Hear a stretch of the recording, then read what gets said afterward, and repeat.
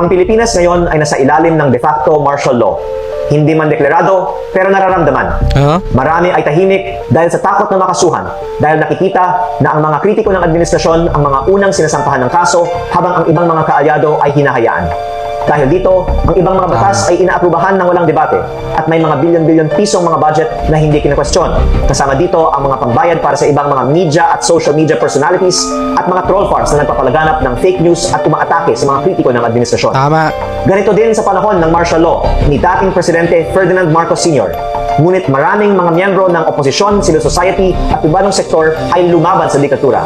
Kahit maraming ikinulong, umalis ng bansa at ginipit ang negosyo, hindi sila sumuko.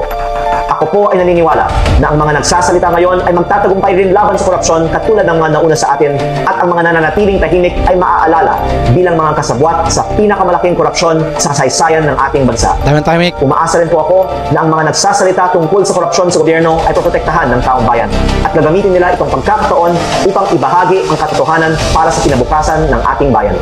Isa na ako doon.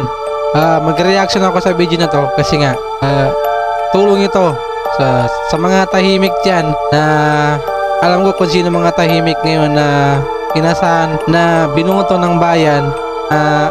Akala natin matatapang, pero pagdating sa mga ganito, nako, hindi sila maingay, hindi sila matapang pala.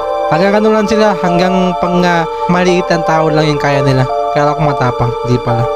Tapos yung mga totoo yun sabi ni Congressman Tibiste na merong binabayaran talaga na mga trolls na nagpapakalat ng fake news. At yung iba, yung mga may hinang utak na apektuhan, yung may hinang utak ka.